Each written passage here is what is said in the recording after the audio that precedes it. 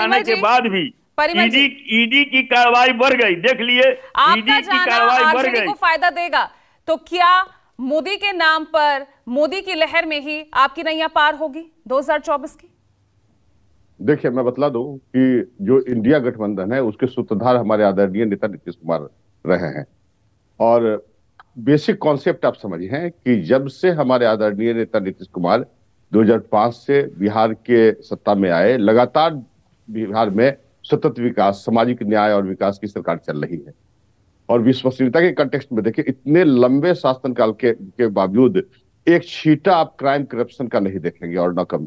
अभी यही स्थिति है हमारे आदर, यही कारण है कि वो लेकिन 5 बार गठबंधन बदलने का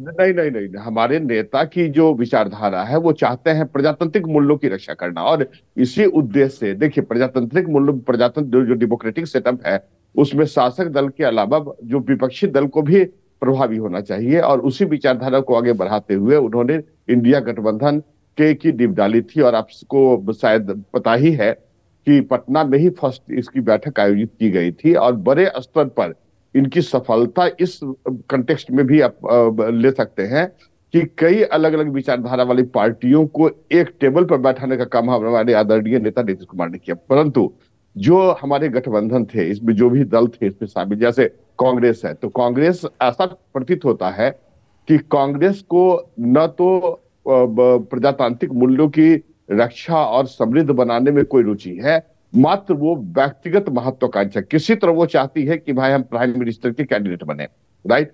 तो आप कह सकते हैं कि जो इंडिया गठबंधन है वो तो ये कहते हैं ना, उन्हें किसी पद की लालसा नहीं है, ना पीएम की, ना कन्वीनर की, लेकिन कन्वीनर नहीं मिला तो देखिए चले गए। नहीं, कैसे आप बोल सकती हैं? देखिए, पिछले बार जो विजुअल मीटिंग हुई थी तो कांग्रेस वाले ने प्रपोज किया था और भी रिजेक्टेड।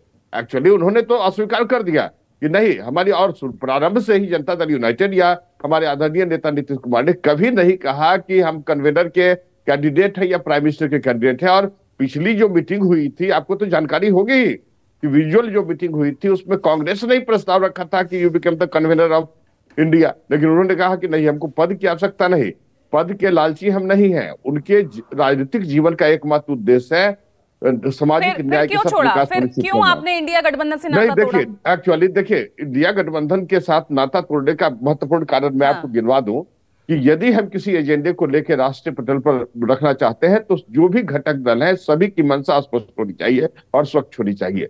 जिस तरह की भूमिका राष्ट्रीय स्तर पर कांग्रेस ने निभाई, ऐसा प्रतीत होता है कि उसका एकमात्र उद्देश्य है कि राहुल गांधी को प्रधानमंत्री के रूप में प्रोजेक्ट करना। दूसरी बात, हमारे जो घटक दल बिहार में है आरजेडी, तो उनकी भी रुचि एकमात्र है कि किसी तरह, आप राष्ट्रीय स्तर पर आपने देखा होगा ना कि आदरणीय लालू प्रसाद यादव ने ही दूल्हा बनने की बात की। तो जब मंशा ही गलत है, आपका एकमात्र उद्देश्य है कि किसी तरह तेजस्वी यादव बिहार के मुख्यमंत्री हो जाए, है ना, और राष्ट्रीय स्तर पर लोकतंत्र का नीतीश कुमार ने की थी ना। नहीं, अगला चुनाव उनके नेतृत्व में होगा, ये तो खुद नीतीश कुमार ने कहा था, तो इससे क्या दिक्कत? नहीं, देखिए, वो तो जनरल, जैसे देखिए नीतीश कुमार की जो क्रियाकलाप है, आप समझिए कि उनकी विचारधारा पूर्ण रूप से संविधान सम्मत होती है, प्रजातांत्रिक मूल्यों पर आधारित होती है। क्राइम और करप्शन के साथ वो कभी ये कंप्रोमाइज नहीं करते। यही समझाना मुझे लगता है परिमल जी, आपके यही समझाना जनता को इस चुनाव के तहत, यही बड़ी चुनौती आपके सामने लग रही है मुझे। नहीं, हमारे पास कोई चुनौती नहीं है, न चुनौती रही थी न अभी भी है। आप देखिए ना कि बिहार के जनता का मैंडेट या विश्वास लगातार हमारे आदरणीय नीतीश कुमार के प्रति रहा है। उसमें कोई, आप हम लोग जैसे मुख्य रूप से है कि यदि विकास की प्रक्रिया को आगे बढ़ाना, आप जानती ही है कि 2005 के पहले बिहार की स्थिति क्या थी। तो उस जंगल राज से हमारे आदरणीय नेता ने बिहार को, है ना, विकास के एक महत्वपूर्ण बिंदु पर, एक महत्वपूर्ण स्तर पर ला खड़ा किया। महिला सशक्तिकरण का दौर, वो अति पिछड़े के लिए जितना काम हमारे आदरणीय नेता ने कहा, और इन लोगों ने आरजेडी तो उसका सारा क्रेडिट ले रही है, वो तो सीधा कह रही है 17 महीने इस वर्ष से 17 सवाल कीजिए। अरे आज भी इनके नौकरी का मॉडल यही, ED, land for the job, इनके नौकरी देने का मॉडल तो यही रहा है। पूरी दुनिया जानती है, पूरा भारत की जनता जान रही है कि आज क्यों पूछताछ हो रही है, उसका बैकग्राउंड क्या है।